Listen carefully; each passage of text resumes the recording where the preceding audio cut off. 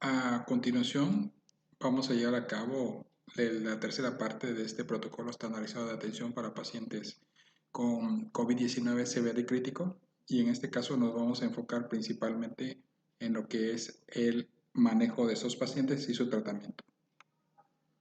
Estamos a casi 3 meses de el inicio de la enfermedad y hasta este momento no tenemos un tratamiento específico.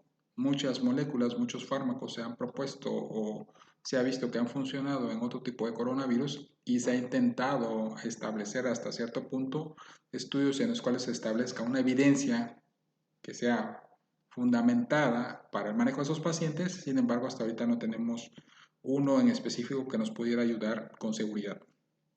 Por el momento, las estrategias terapéuticas para el manejo de estos pacientes son solamente de soporte y prevención. Y obviamente la reducción comunitaria de transmisión es el mejor arma, es decir, mantener la higiene de manos en todo momento, evitar salir de casa y mantener el distanciamiento social son prácticamente las mejores armas para evitar lo que es el contagio masivo y la saturación de los servicios de salud.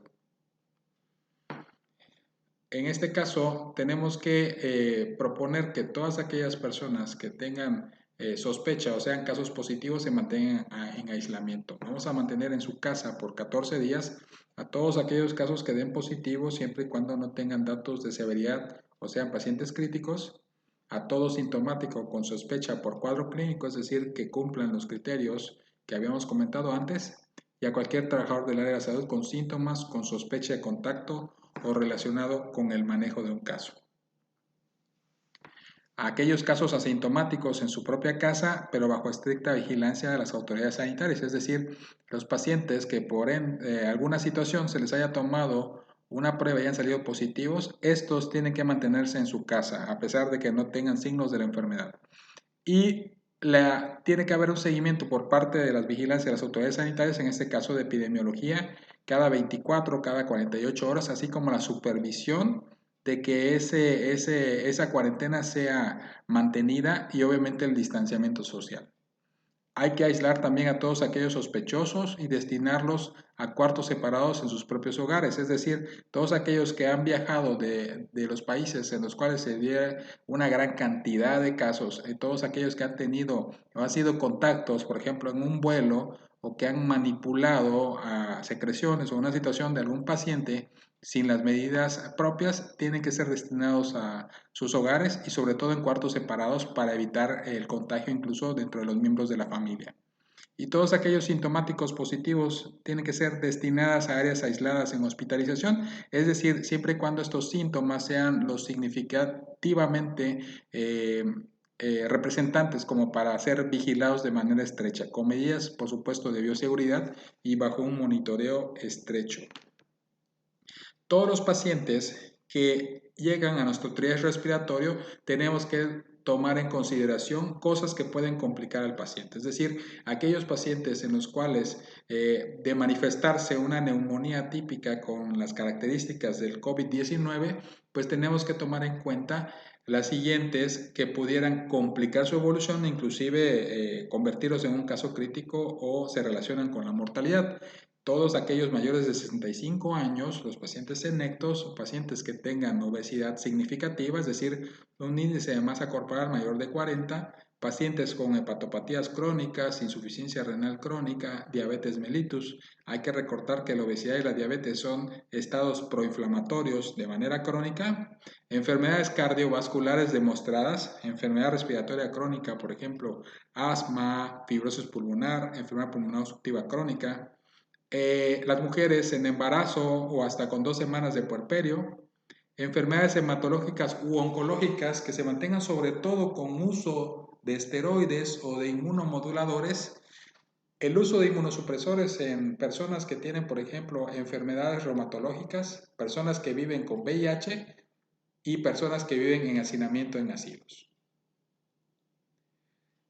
Todo paciente que cumpla con la definición y que tenga las características recurrentes, las que ya habíamos comentado, y aquellos que se mantienen, por así decirlo, con la positividad y sintomáticos, pero que están lo suficientemente bien como para irse a casa, deben mantener el aislamiento domiciliario estricto y revaloración cada 24 a 48 horas, en búsqueda de condiciones específicas, sobre todo la disnea, que ya vimos que se ocupa en un 18 o casi 19% de los pacientes, que representen disminución en la saturación menor del 94%, que tengan abundantes secreciones que impidan incluso respirar adecuadamente, incremento de la frecuencia respiratoria, una respiración bastante rápida, sobre todo arriba de 30 por minuto, exacerbación de alguna enfermedad crónica, EPOC, asma, descompensaciones o descontrol glucémico, que desarrollen algún síndrome pleuropulmonar, que empiecen con hipotensión, cambios en lo que es la conducta o el estado neurológico, estupor, por ejemplo, vómito y diarrea, que no puede ser controlado ni recuperado, y tomar en cuenta que todos los pacientes que se manden a casa no existe evidencia tal que los obligue a suspender sus tratamientos. Por ejemplo, si utiliza antihipertensivos, si utiliza medicamentos esteroides para enfermedades de base, pues tiene que mantenerlos. ¿Por qué? Porque si no nos estaríamos enfrentando a pacientes en riesgo, descontrolados, que tenían que acudir a un hospital donde pueden adquirir ahora sí COVID-19 y empeorar con este cuadro.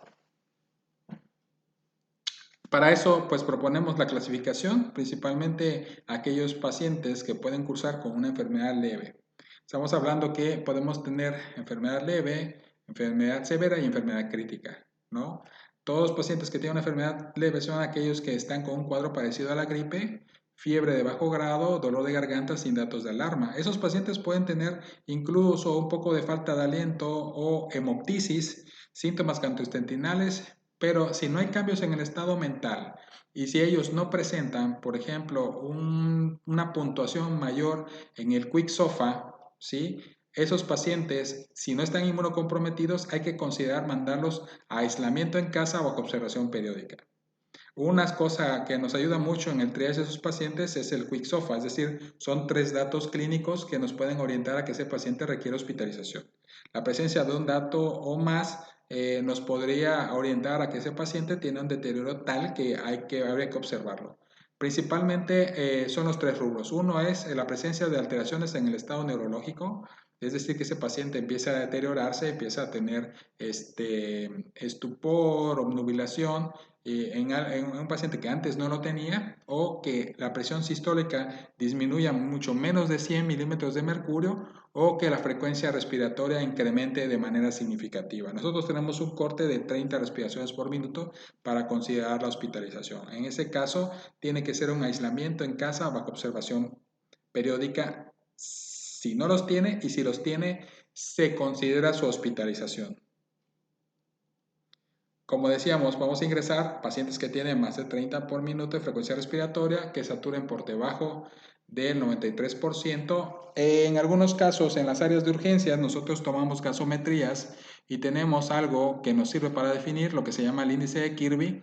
En este caso, esos pacientes, nosotros lo que hacemos es tomar la oxigenación, en la presión arterial de oxígeno, entre la cantidad de oxígeno que nosotros aportamos, y si este cociente nos da 300 o más, está el paciente estable, es decir, no tiene un distre respiratorio, sí, pero si es menor de 300, ese paciente debemos de vigilarlo estrechamente. O aquellos pacientes que en las siguientes 24 a 48 horas de haber iniciado el cuadro van a desarrollar infiltrados pulmonares más allá del 50% del parénquima pulmonar. Otros pacientes son aquellos que pueden llegar o pueden desarrollar la enfermedad crítica en el transcurso de su estancia en el hospital. Aquel paciente que llega con falla respiratoria, necesidad de soporte con ventilación mecánica, pacientes que están chocados o pacientes que presentan falla de 2 o más órganos en el momento, es decir, la condición de sepsis. En este caso, nosotros vamos a ingresar a los pacientes y les vamos a dar un seguimiento estrecho, con el conocimiento de que no existe manejo farmacológico, es decir, no tenemos una cura para la enfermedad y hasta ahorita no hay aprobada al 100% una vacuna para ella. En el caso de las vacunas, pues hay que darle un tiempo, en el caso se desarrollen, de administrarlas previamente, o sea, no se van a administrar ya con el paciente enfermo. Como establecemos, no hay un tratamiento de elección, todos los pacientes que lo requieran, esos son los pacientes que tienen una saturación menor de 93% o incluso más baja, nuestra meta es manejarlos con oxígeno y mantenerlos arriba de 90%. En algunos casos es imposible mantener a esos pacientes al 100% de oxigenación debido al gran compromiso del pulmón. Sin embargo, si el paciente está tolerando y no hay mayor deterioro de su condición, con que tenga 90-92%, pues es lo recomendado. Estamos hablando que inclusive en las pacientes embarazadas que pueden tener una dependencia de ello, la meta es de 92-95% de saturación. Hay que mantener estrategias de reanimación conservadora. De unos años para acá hemos establecido y se ha observado que los pacientes que requieren el manejo de líquidos solamente son en 4 momentos. Pacientes que tenemos que reanimar, es decir, que llegan deshidratados o hipotensos y que hay que ponerle líquidos. Pacientes en los cuales tienen pérdidas, por ejemplo, esos quemaditos, o los pacientes que tienen un gasto urinario muy elevado y hay que reponerles. En el caso de pacientes que queremos mantener la administración de fluidos, que tiene que ser incluso más mesurado, o los pacientes que tenemos que alimentarlos y por lo tanto hay que darles agua. Esas son las únicas 4 puntos en los cuales nosotros debemos reanimar a un paciente en una condición como tal. En el caso de estos pacientes hay que administrar una cantidad de líquidos limitada. ¿Por qué? Porque los podemos llevar a sobrecarga de manera más pronta. Esos pacientes pueden los fluidos irse hacia lo que son los pulmones y desarrollar necesidad de ventilación mecánica más pronto e inclusive durante más tiempo. Entonces la recomendación es conservar la cantidad de líquidos solamente lo necesario.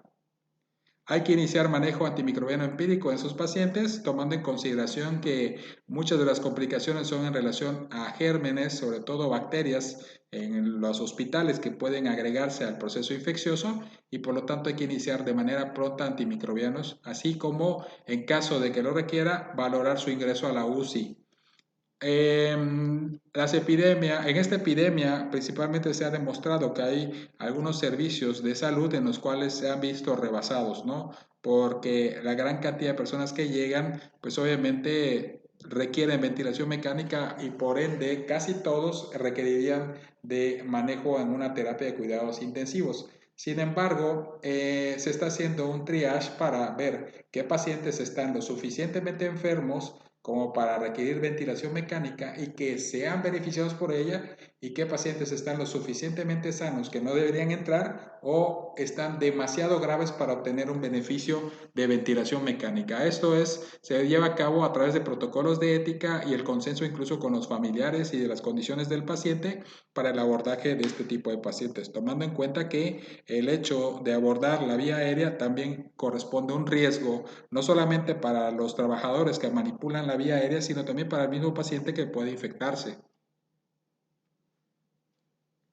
No hay un manejo antiviral aprobado para COVID-19, hay múltiples estudios aleatorizados en proceso.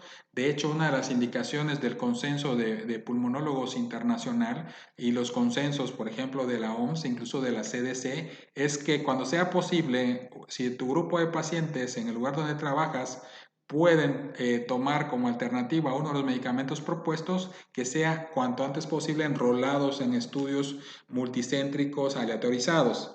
En este caso es para contribuir verdaderamente a la búsqueda o a la aprobación de uno de estos fármacos como alternativa de manejo. En caso de usar algún agente, se sugiere iniciar en las primeras 48 horas, es decir, si tú vas a tomar uno de estos protocolos, pues iniciarlo de manera temprana y no hasta que el paciente llegue a la falla orgánica. Y los scores de mortalidad pueden usarse para determinar quién tiene poco beneficio, es decir, si un paciente está muy grave y es muy probable que fallezca, no tiene caso iniciar estos fármacos porque sabemos que en estadios avanzados no responden y por lo tanto estaríamos utilizando además estos fármacos sin un beneficio evidente. Existen algunas opciones experimentales, por ejemplo, como el Remdesivir, que tiene una actividad in vitro contra el SARS-CoV-2, en este caso eliminando la terminación prematura de la transcripción del ARN. Vemos que puede disminuir el daño pulmonar in vitro, pero induciendo hepatotoxicidad en el paciente. No hay evidencia de este fármaco, no se utiliza de una manera indiscriminada.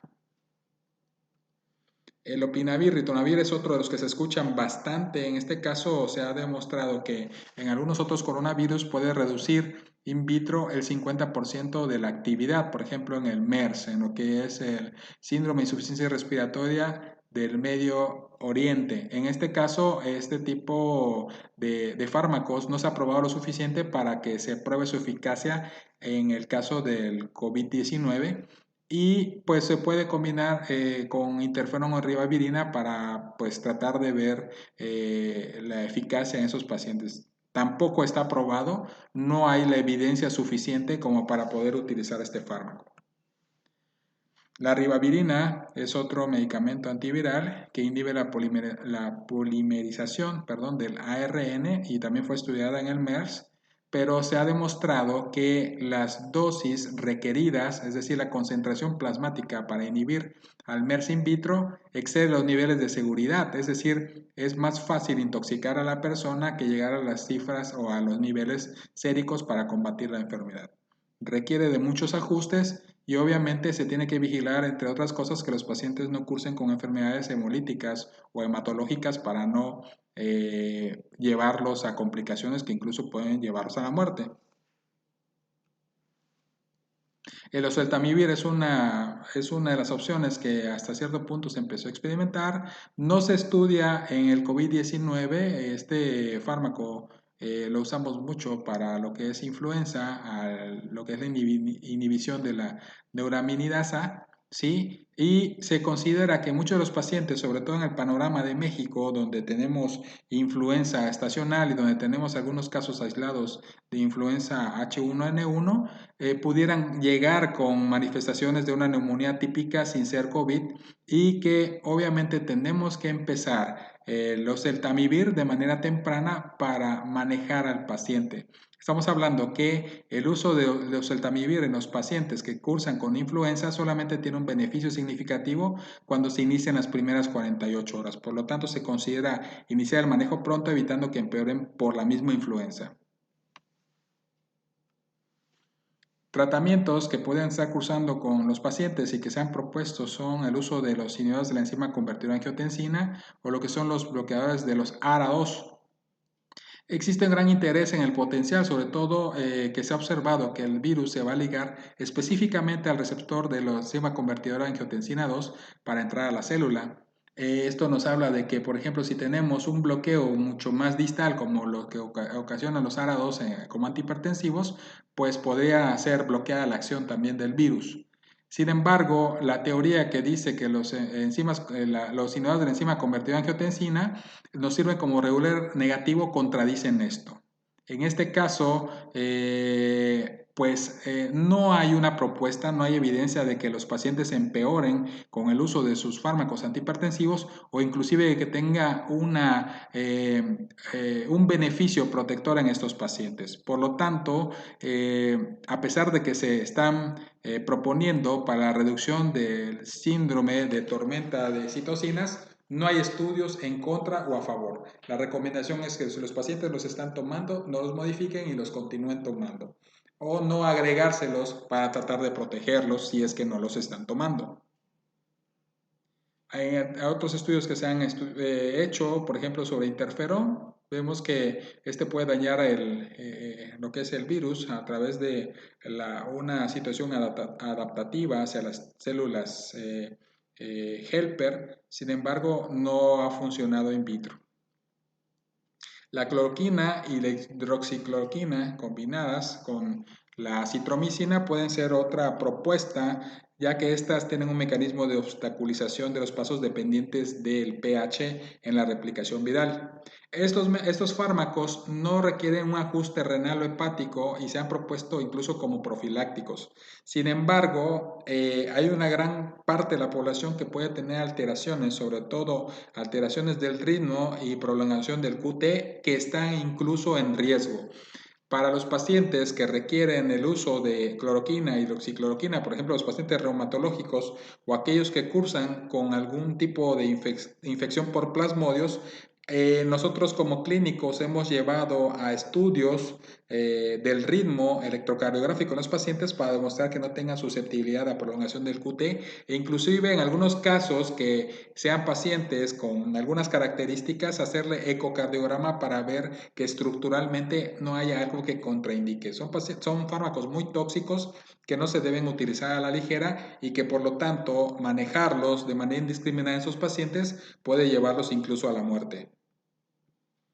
Otro tratamiento, por ejemplo, los inhibidores de las interleucinas como el tocilizumab, son fármacos biológicos de muy alto costo y estos están propuestos para la reducción del síndrome de tormenta de citocinas. Sin embargo, la evidencia es solamente por anécdota, ¿eh? No ha habido una evidencia franca que diga que esto va a disminuir estas complicaciones. Puede haber alteración a nivel hepático, hay incremento en el riesgo de reactivación de otras infecciones porque es un inmunomodulador y obviamente no se recomienda utilizar de entrada en esos pacientes. Estamos hablando que todo lo que acabamos de platicar son protocolos que se mantienen en estudio y que no existe una evidencia, es decir, no hay una guía o un lineamiento que nos obliga a utilizarlos a menos de que enrolemos a nuestros pacientes en alguno de estos estudios controlados. Tratamientos propuestos sobre todo para la inhibición de la hiperinflamación o el estado de hiperinflamación o de la tormenta de citocinas han sido, por ejemplo, los corticosteroides. Sin embargo, a pesar de que se recomienda una dosis pequeña de 0.75 a 1.5 miligramos por kilo, no se ha demostrado que esto disminuya verdaderamente la respuesta proinflamatoria o superinflamatoria de esos pacientes.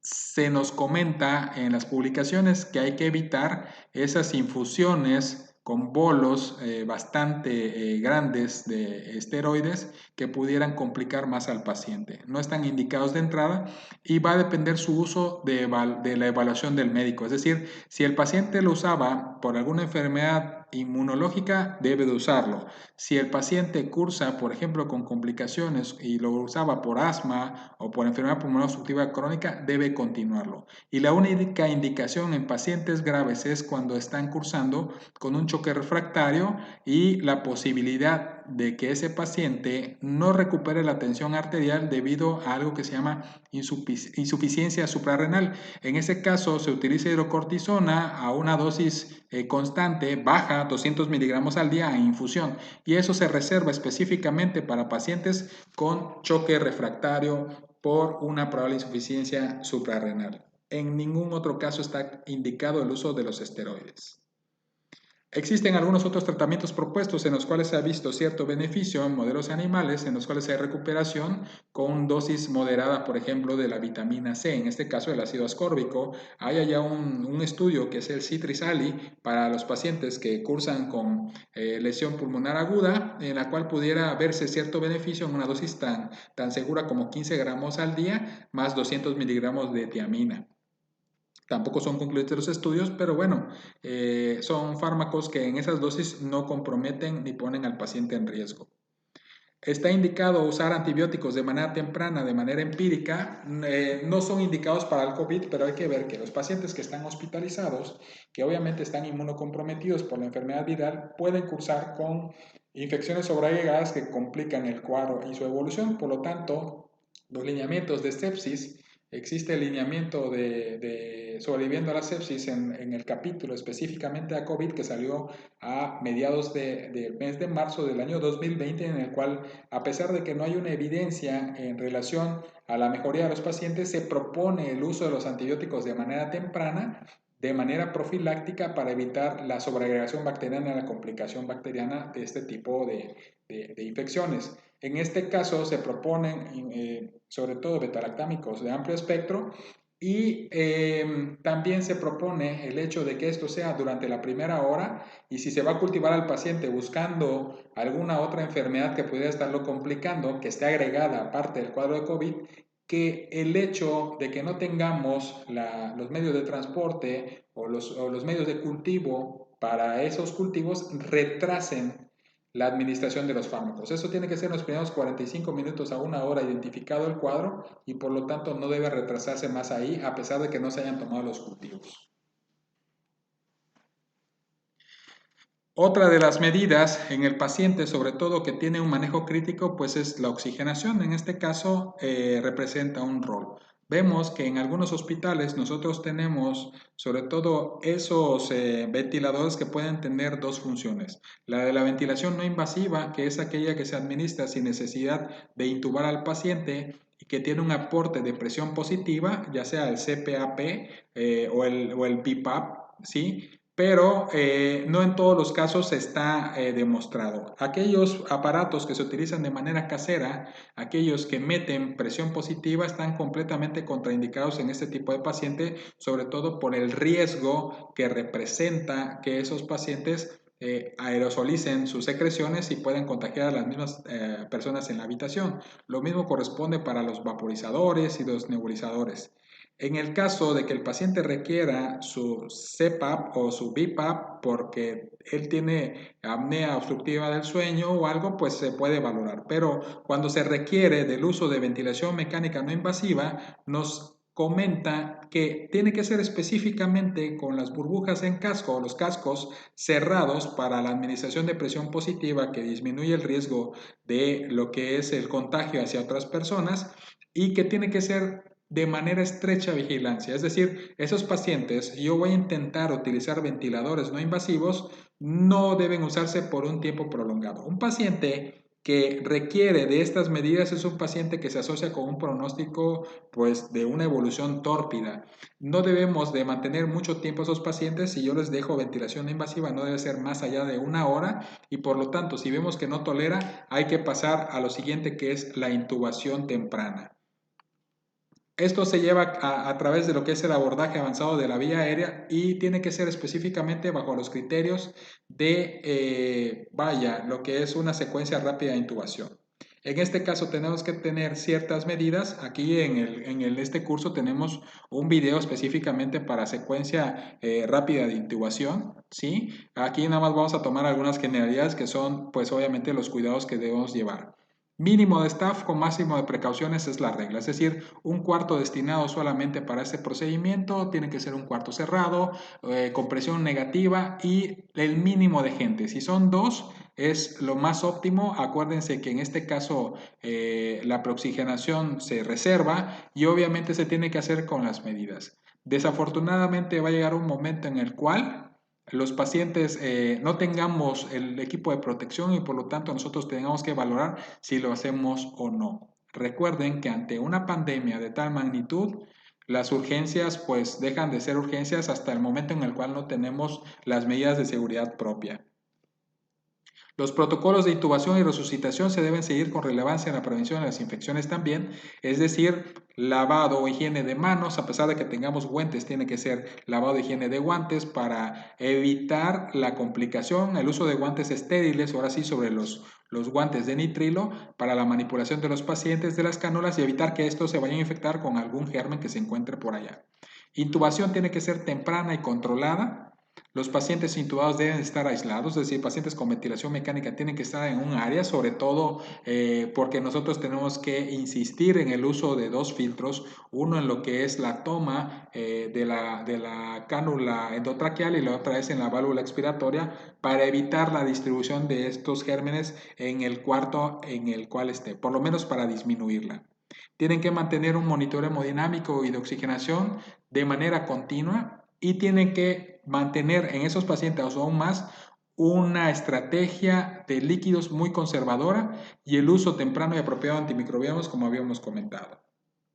Las estrategias de ventilación, nos vamos hacia ventilación protectora. Ya vemos ya el video en el cual vamos a hablar un poquito de ventilación mecánica. En este caso tenemos que calcular, tenemos que sacar el peso predicho del paciente. Es decir, existe una fórmula en la cual lo pueden ustedes hacer con una tabla o en su celular en la cual tú puedes sacar cuál es el peso predicho de tu paciente dependiendo de su talla. Y por ejemplo, si un paciente te da 60 kilos, lo vas a multiplicar por volúmenes tidales bajos, es decir, de 4 hasta 8 centímetros cúbicos por cada kilo de peso predicho. Si tu peso predicho fue de 60 y esa persona tiene, por así decirlo, un volumen bajo calculado a 4 centímetros, pues son 240 cc. Si es por 5 serían 300 cc, si es por 6 serían 300 cc y así podemos ir.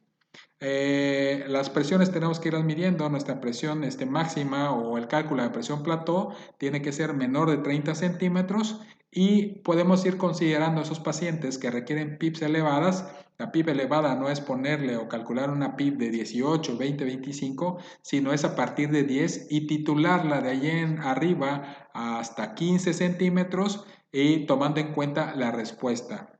Acuérdense que podemos con estas medidas, este volumen tidal, si mi paciente tengo una PIP elevada de 10, 15 centímetros y con ello tengo un poco de conservación de CO2 arriba de lo normal, si mi paciente se encuentra entre una saturación de 92 a 96 o arriba de 90, pues estamos en una meta. Y no nos va a importar si persiste con retención de CO2 si el paciente no tiene cambios significativos, siempre y cuando se mantenga específicamente en la meta de 92 a 96% o por lo menos arriba del 90% en pacientes con ventilación mecánica. La sedación y relajación, en este caso, tenemos que administrar fármacos que mantengan a nuestro paciente acoplado a la ventilación mecánica. Para ello podemos utilizar midazolam, fentanilo o algunos otros fármacos. Hay que tener cuidado con, por ejemplo, el propofol, porque esto puede hacer que los pacientes disminuya su presión arterial. Y la relajación solamente va a ser, a lo mejor en la secuencia rápida de intubación o cuando el paciente requiere de una maniobra que se llama pronación.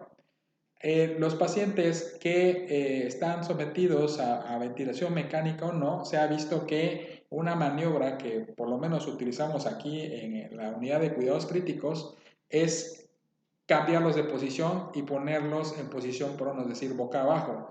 Y esto ayuda a cambiar esas áreas donde está más inflamado el pulmón, donde hay más líquido y por lo tanto a airear partes que no están aireadas y esto mejora mucho la saturación de esos pacientes.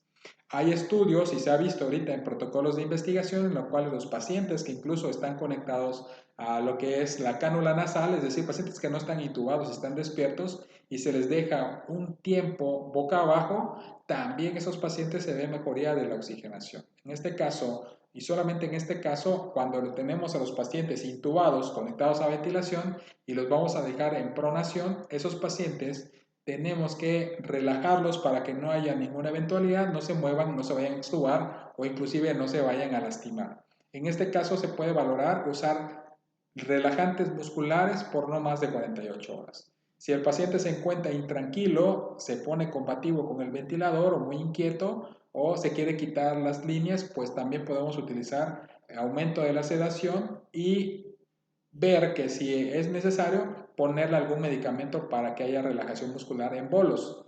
Las indicaciones específicas para que un paciente tenga que ser sedado por completo y relajado en infusión son pacientes que vamos a pronar, es decir, pacientes que vamos a invertir su posición por no más de 48 horas, pacientes que estén muy inquietos y que la presión máxima se eleva a más de 30 centímetros, ¿sí?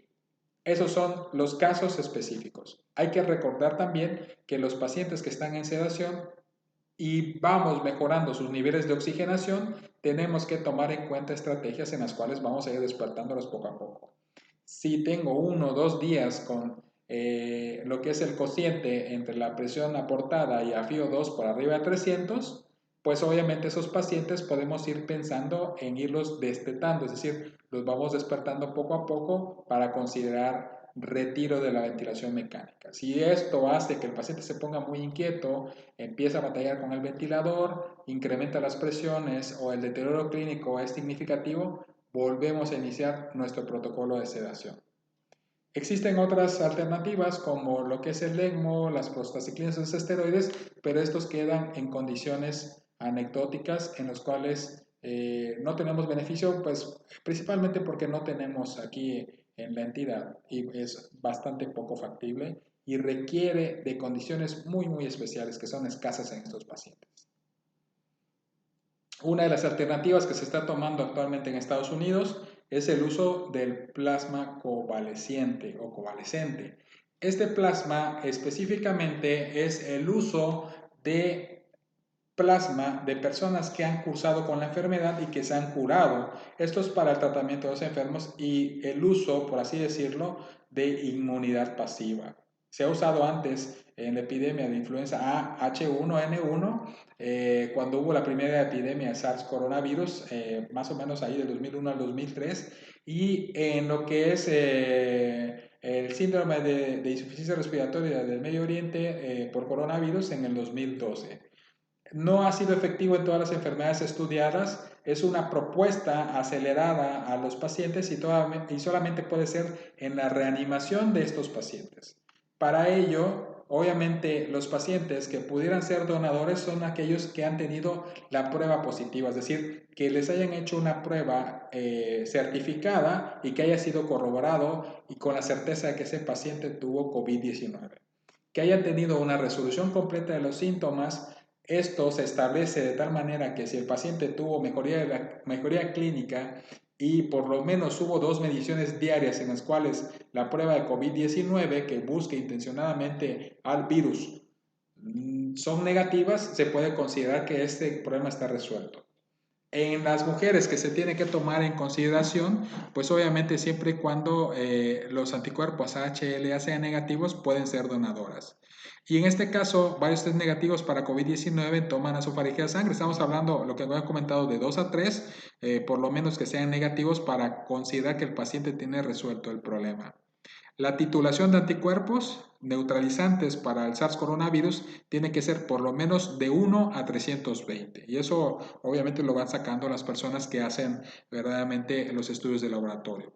¿A quiénes se le puede ofrecer? Aquellos que cursen con el diagnóstico de COVID, es decir, que tengan certeza de que tienen esa enfermedad y que se mantengan en patología severa o crítica en sus estadios iniciales.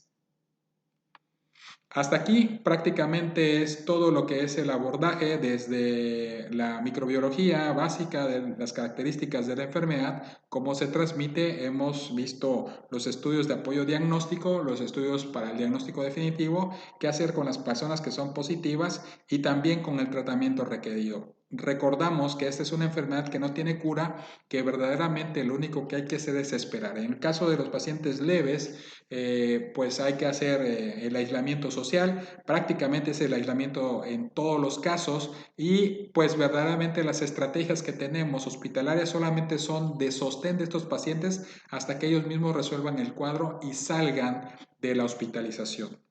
En muchos casos estamos hablando que 5, 6 de cada 10 personas que presentan la enfermedad pueden fallecer. Y esto es bastante importante porque los sistemas de salud del país pues tienen ciertas limitaciones que impedirían a lo mejor la atención de todos los pacientes en condiciones críticas. Por eso las recomendaciones generales son mantener las medidas de prevención. Si tú eres una persona que tiene manifestaciones, acudir a tu médico, ser honesto, mantenerte en aislamiento. Si tú estuviste en contacto con alguna persona que se ha corroborado con COVID-19, dar aviso a lo que es inteligencia epidemiológica y por supuesto que mantenerte en aislamiento. Las medidas estándares son eficientes. La higiene de manos, ya sea con gel alcoholado con un mínimo de 60% de alcohol, ¿sí? O el agua y jabón, que son sumamente eficientes. El uso de cubrebocas en el caso de que nosotros estemos con la enfermedad activa, la etiqueta respiratoria, el estornudo en el ángulo de la nariz, el lavado de manos cada que tocamos algo, sí, también es eficiente. El distanciamiento social, el mantener por lo menos 1.5 a 2 metros entre personas, el evitar reuniones mayores de 30 personas en áreas cerradas también son eficientes. Todos tenemos un compromiso en el combate de esta enfermedad, es decir, este programa está diseñado para tratar de transmitir el conocimiento de una manera bastante compacta sobre muchos estudios y para tratar de darle herramientas a personas como tú que a lo mejor no son médicos especialistas o que sí son médicos especialistas en el área clínica o de urgencias, pero no están tan actualizados en el tema. En cada una de las diapositivas, sobre todo aparece bibliografía en la cual tú pudieras enriquecer estos conocimientos y que por supuesto se mantiene a través de canales oficiales la comunicación con los hospitales de referencia. Agradezco a todos por la atención de estos videos y sobre todo por la difusión de los mismos.